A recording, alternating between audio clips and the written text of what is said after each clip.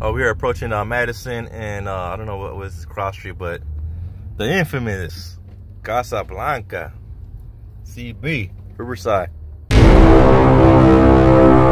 Out here, Casa Blanca, 32th Street,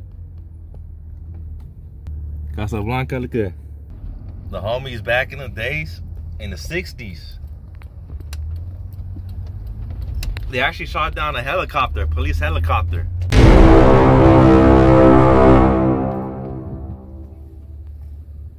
Oh, Evans Street, okay.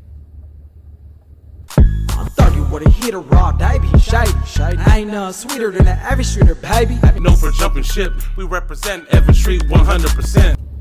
Got right here in the corner, El Amigo Market. Yeah. There's a lot of stories here. This is one of the oldest barrios. This is one of the oldest barrios over here in Casa Blanca, or Riverside. Over here in Riverside. Yeah.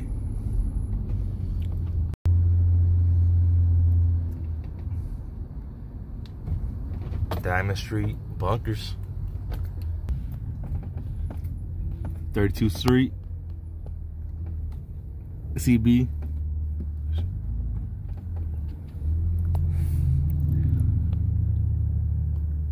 Casa Blanca, look at that.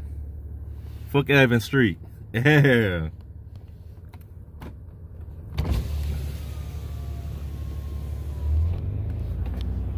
Yeah, cruising.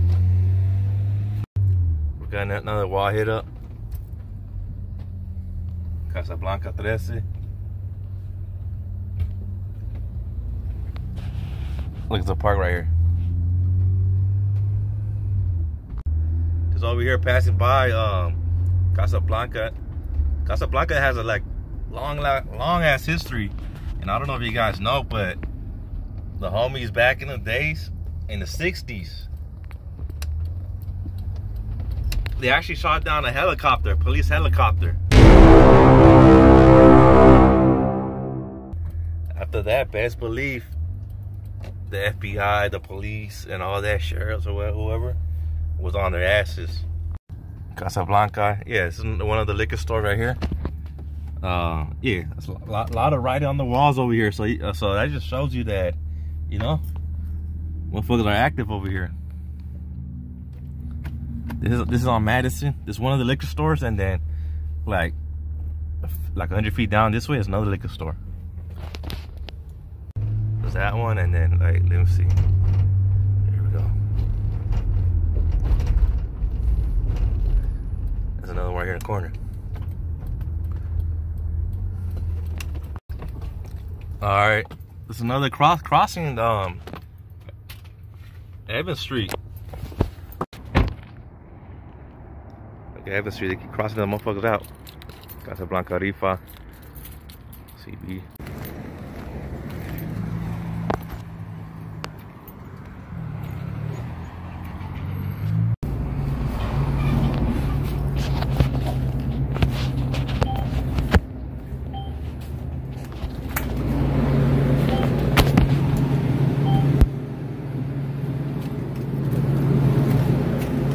This one, Estrella.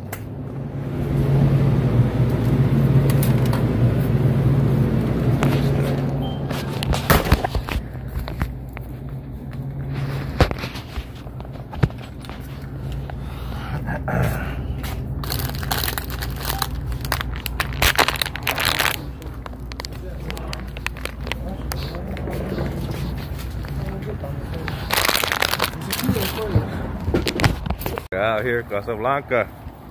Yeah, Casa Blanca. So got a little water and some chips. That's how it is. Anyway, Casa Blanca notorious for shooting down a helicopter. It's well known, well documented, and also, you know, it's one of the stories that's spreading around the hood. All right, y'all. So in the Riverside area, Casa Blanca area, the shooting down the helicopter is a well-known story throughout the hood, in the neighborhood, in the city. A lot of people know about the story. And doing my research, I actually find out that this happened twice. So it happened in 1975, the first incident, and on the second incident, it happened on 1995 in the mid 90s, in the 90s, which is, you know, like you guys know, gangbanging was an all-time high. So, so the first incident, 1975, before the helicopter got shot down by I think a shotgun or AK rifle, like a military rifle, they say.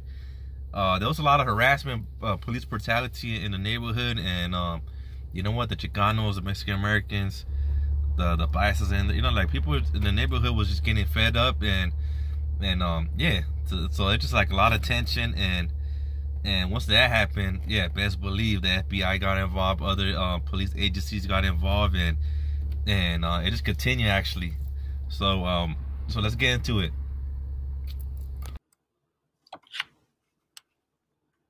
All right, y'all.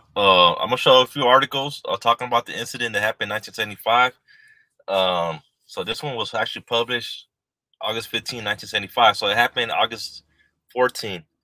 The Daytona Beach Morning News Journal published this article.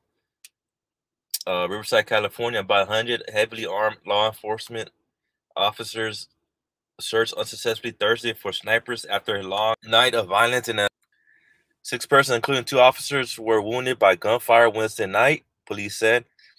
A police helicopter and light plane were disabled by what police said was automatic weapon fire. No further violence was reported after daybreak Thursday. One of the wounded, Sergeant Ben Castleberry, was hit by 17 shotgun pellets in the face and side. Doctors say he could lose his right eye. So real quick, happened 1975. So actually, I don't know if you guys know, but the Chicano movement started like during the Vietnam War, where there's a lot of Chicanos, young Mexican Americans going to war and coming back in caskets.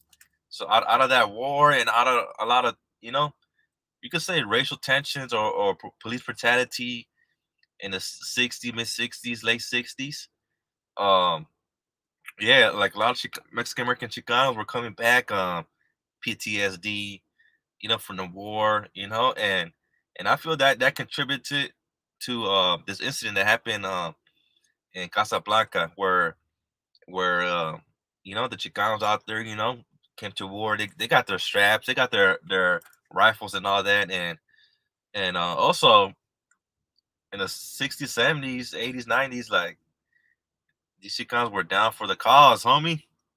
Well, yeah, they was down to, you know, do life in prison for the neighborhood.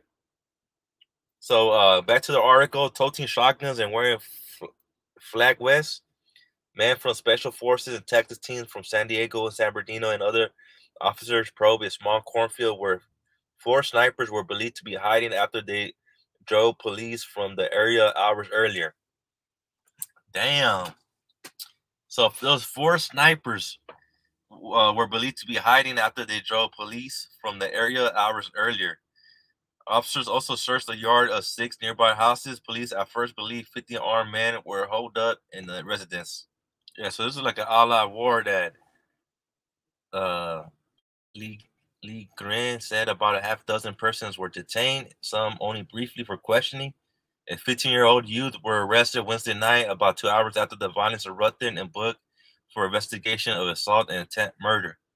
A young woman was reported missing in an incident that touched off the violence, but police said she was later located.